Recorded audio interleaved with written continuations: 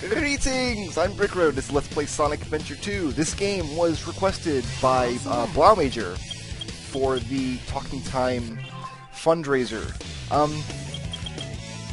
Yeah, Sonic Adventure 2. I wasn't familiar with this game going into it. A lot of people told me during my Sonic Generations Let's Play that it was really fun and that I should play it. And I think that might have been what prompted Blaumager to request it. But I think, having played through the hero campaign of Sonic Adventure 2, it is probably the worst Sonic game I have ever played, by a very large margin. Like, keep in mind that I haven't played a lot of the middle generation Sonic games. I played the original Genesis ones, and then I played Colors and Generations, and that was it up until now. So, keep in mind when I say that, like, the worst Sonic game I'd ever played before this one was probably Sonic 3D Blast for Genesis, which kind of a relatively fun game, but also kind of really terrible. So, but I'm going to try to keep a brave face on things. I do have my Pepsi handy, so it's not going to be all bad. Because while I'm not really into this particular Sonic game, I did get the sense that this is one of those games that kind of gets better the more familiar you are with it. So I'm hoping upon replaying it, I will enjoy it more. Again though, if that's the case with this game, it would not be in very esteemed company, because that group of games includes things like Mega Man X6, which is an awful game if you're just playing it. But after you've played it like 4 or 5 times, it gets a little bit more fun. Maybe it's the, and I'm going the wrong way. Maybe it's the video game equivalent of Stockholm Syndrome, I don't know. But apparently Sonic Adventure 2 is a very beloved Sonic game amongst Sonic fans. A lot of people really enjoy it. And I'm hoping that throughout the course of this Let's Play, I will discover a little bit of why. Like, I'm not saying that Blaumager likes bad games. The evidence is only there to say for sure that he likes one bad game, Sonic Adventure 2. So we'll see how it goes from here. This first level, of course, City Escape, I'm actually pretty familiar with because it was remade for Sonic Generations, which was really nice. Okay, how do we kill this guy? So, a couple of things about this game that I know for sure. I guess I don't... Oh wait, I gotta spin through this. Do I? What do you say, Omichao? How do I get through this? Do a somersault. I thought that's what I did. Okay, I just took a minute. This game does not feel... The controls in it are not as responsive as I'm used to in Sonic Generations, and I'm not sure if that's really a fair assessment to make, considering this game is a lot older. Not a lot older, only 4 or 5 years, right?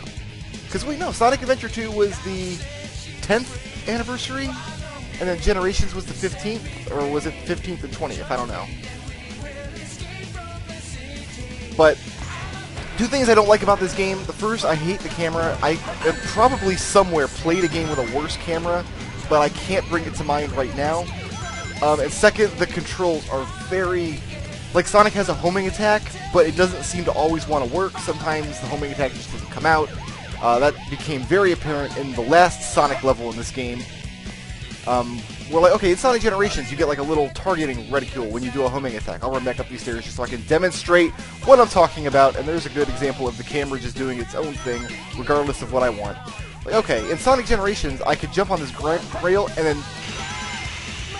Okay, it worked. The one time I didn't want it to work, to demonstrate how the homing attack doesn't work when you want it to, it actually functioned. I'm going to just use that as more supporting evidence that the controls in this game are terrible. Or maybe I'm getting better at it. I don't know. Whatever. You do collect these little, I don't know, green crystal things, and, like, you amass them throughout the levels. I don't have any idea what they're for, and I was not inclined to look it up. There is, like, a mini-game kind of thing, I guess, in between levels where you go to the Chow World. I didn't do anything with the Chow World when I played through the Hero campaign earlier this week. So, maybe the Chow World is awesome. I guess I wouldn't know for sure. Maybe I'll do some Chow World in this Let's Play and we'll try to discover it together. The other thing I really didn't like about this game is you don't play any of it as Sonic. Sonic has like 3 levels. And the rest of it are Tails and Knuckles levels. And I don't know, that really irked me because the Sonic levels were, and again, I'm only bringing my experience from Colors and Generations here, the Sonic levels are the fun ones, so just the rest of his guys, I don't know. Now, the Tails levels, I thought in this game were fun. Like, they weren't exceptionally fun. Like, I wouldn't buy a whole game just the Tails levels.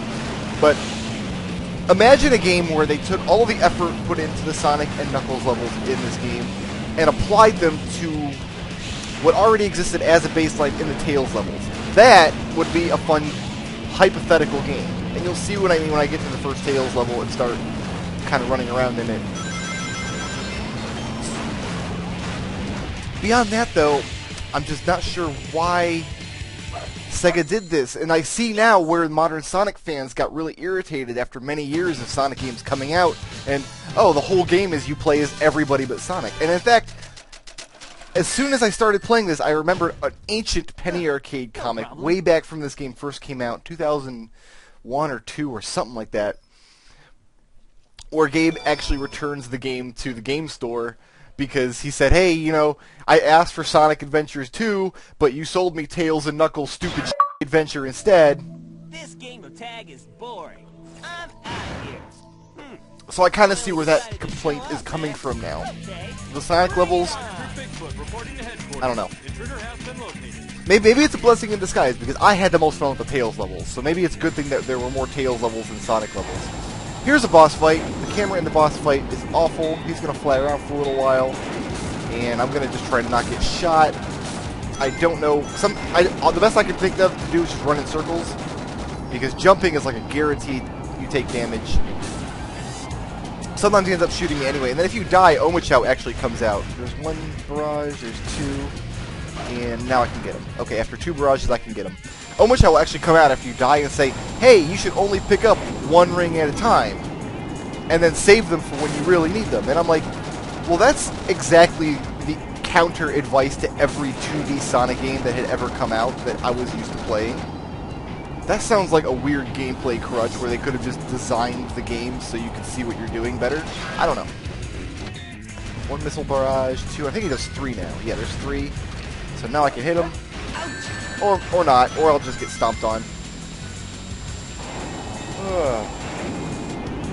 I was discussing this with my buddy Nodal, who's a big Sonic Adventure 2 fan. He thinks I am insane for not absolutely loving this game. But so I'm hoping he sees the video footage here. One of 2 things will happen. Like, he'll either see the footage and go, oh yeah, I was misremembering that game. Or he'll be like, no, you're crazy, you were doing everything wrong, here's the correct way to play the game. I don't know. You Sonic Adventure 2 fans will have to kind of cringe the video and then leave down in the comments all your complaints about my complaints about your favorite game ever.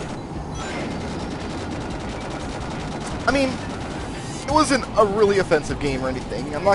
It doesn't have all the problems that I saw persist in... What the hell was that? Why did I not go... The camera decided, you know what, I want to put Sonic right under that guy when he lands. I don't care where Brickroad wants to be. I want him to be underneath that guy. This game does not have the problems that I perceived to exist in Sonic 06 footage that I have watched. But having never played Sonic 06 firsthand, I can't actually compare the 2 games. I'm going to just assume this one is a lot better, because as much as I kind of noticed a lot of faults in this game, and I noticed a lot of things that really should have been better, considering Sega's skill in making games over the years. Did I get him? I got him. I did not perceive that like the game was absolute garbage. Like there's no giant boring hub world. That is awesome. First of all, right there, good job. It's just a sequence of levels that you go through, and I'm very, very happy about that.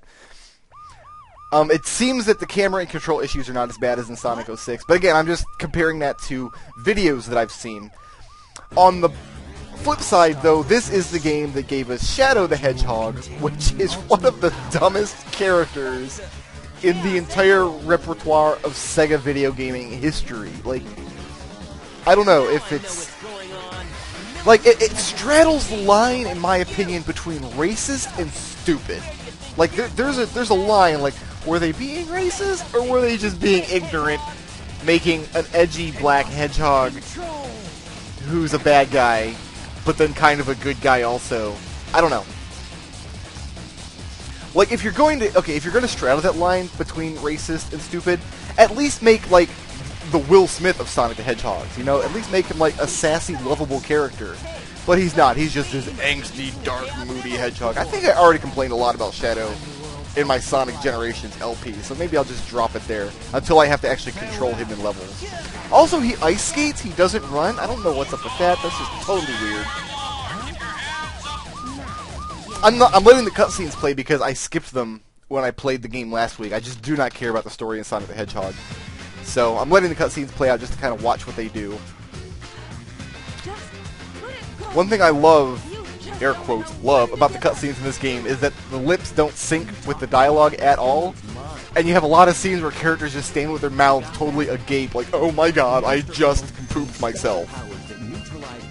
There's a really excellent example of that in the jungle world coming up. I haven't mentioned the Knuckles levels yet. I don't think it's time for... Oh yeah, it is time for a Knuckles level. Okay. If you haven't played Sonic Adventure 2, you're in for a treat. And if you have, right now is when you're saying to yourself, okay, Brickroad might be wrong about the game being bad, but I will concede the Knuckles levels are kind of total bullshit. You'll see what I mean here in a minute if you're new to this game like I was. I could not believe how terrible these Knuckles levels were. I did that to prevent the Master Emerald from being stolen, you idiot. If it's in pieces, I can restore it. And by the way, that's not your emerald. I don't know what's going on here. It looks like Eggman's just gonna take off with the emerald anyway. Oh no, he didn't.